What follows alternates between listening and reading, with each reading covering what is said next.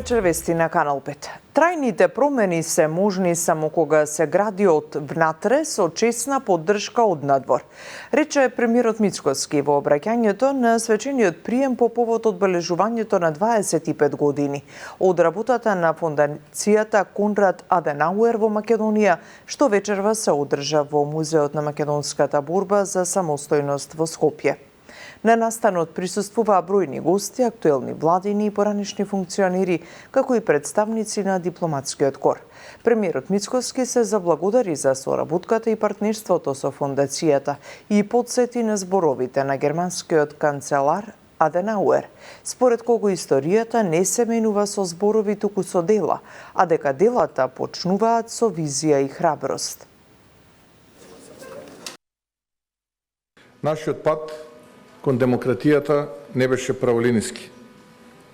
Имавме своји грешки, сопки и разочарувања, но и секогаш имавме партнери што веруваа во нашиот капацитет за напредок.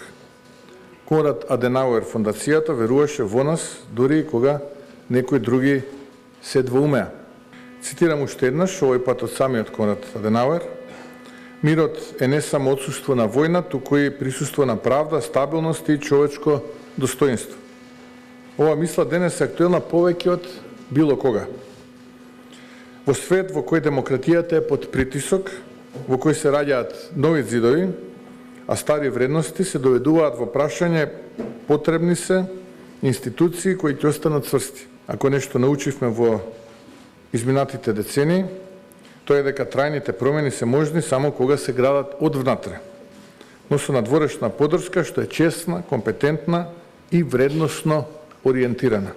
Остануваат многу предизвици и на внатрешен и надворешен план, а ние како фондацијата Конрад Аденауер посакувавме по динамични процеси, особено во однос на пристапувањето во ЕУ. Сепак, бидете уверени дека секогаш ќе останеме цврсто на страната на ова земја. Спикерот Гаши го чека владиниот предлог за нов министер за здравство во собранието. Вреди чека потврда од премиерот Мицкоски дали Азир Алиу е прифатлив за наследник на Таравари. Од владата за Канал 5 потврдуваат дека разговорите и консултациите се во тек и посочуваат дека здравството како ресор е еден од врвните приоритети и личен фокус на премиерот Мицкоски. Од Вреди велат дека тоа што нивниот предлог, Алиу не е лекар по професија, не значи дека ќе биде лош менаџер. Не мора, мислам, министер треба да биде добар менаџер кој што го познава системот, кој што може да придонесе, значи, за подобро управување на тој ресор. И имало примери и во минатото и сега, значи, Азир Алиу мислам дека е добар и најдобар предлог за таа позиција. Вистина. Како што знаете, и по закон, и по деловник, предлогот доаѓа од владата. Премиерот треба да предложи нов министер. Кога ќе дојде на дневен ред предлогот, веднаш во собрание ќе биде доставен до сите пратеници и ќе ја ставиме на првата наредна седница, штом ќе дојде предлогот.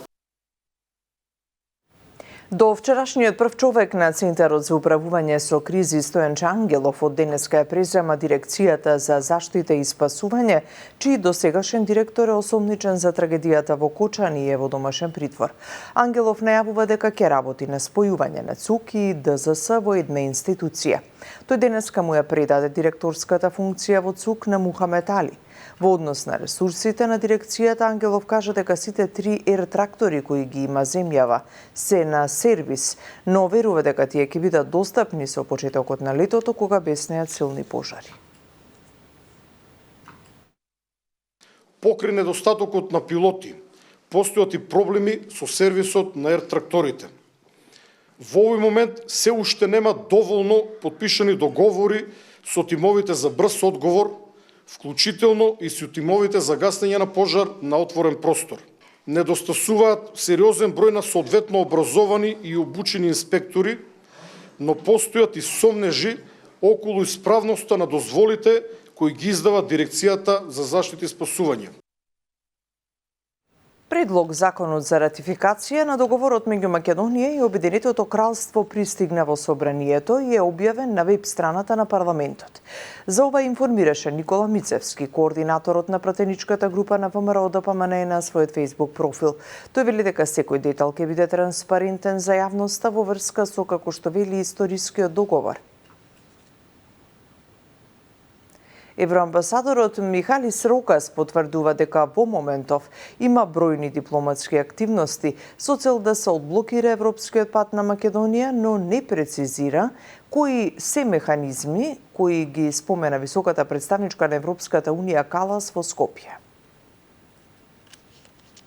Единствената работа која што можам да го кажам, во оваа фаза, всушност само да го повторам тоа што високата представничка на Европската унија, господја Калас, го кажа дека Република Северна Македонија, незината иднина припаѓа во Европската унија, дека сите ние сега работиме многу напорно се со цел да може да се постигне ова цел. На вистина има огромни дипломатски активности, исто така голем број на посети и средби, така да било која добра идеја, која што ќе произлезе од такви посети и такви средби е повеќе од добре дојдена за нас.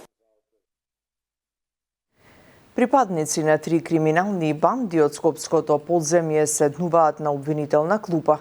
Обвинителството за организиран криминал и корупција ги комплетираше обвиненијата за 20 лица кои се товарат за нарачани убиства, изнуда, трговија со дрога. Меѓу ликвидираните било и лице кое наводно открило информации за обвинетите во масакрот кај Смилковското езеро.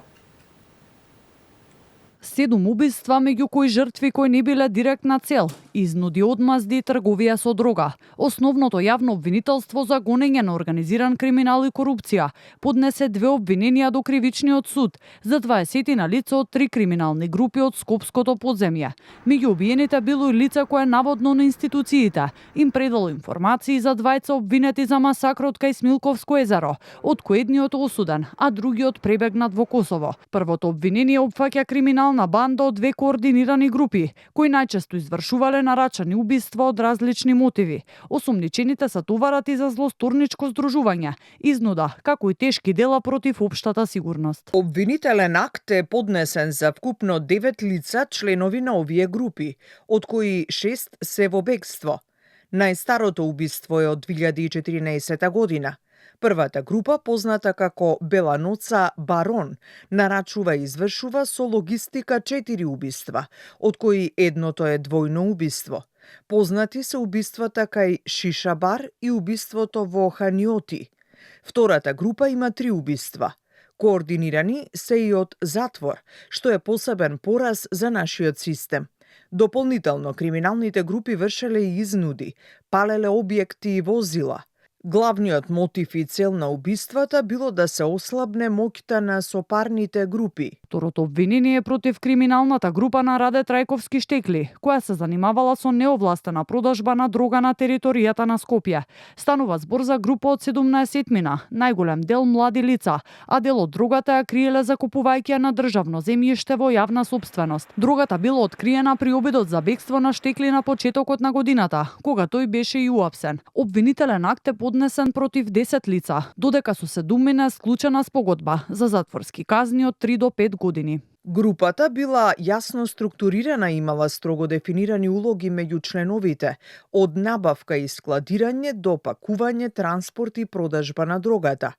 Парите од продажбата се предавале на првообвинетиот, кој како награда дел од парите им давал на останатите обвинети. Членовите на групата користеле мрежа на препродавачи и посредници, од кои 7 опфатени во овој предмет, ја признаа вината и се спогодија со обвинителството. Обвинителот во случајот очекува долга судска постапка поради обемниот доказан материјал. Предметот се работел 1 година, а се користеле предистражни мерки во координација и соработка со МВР. На обвинетите им се ставаат на товар кривични дела извршени во периодот од 2020 до 2024 година. Ги завршуваме тука вестите, имајте убава вечер.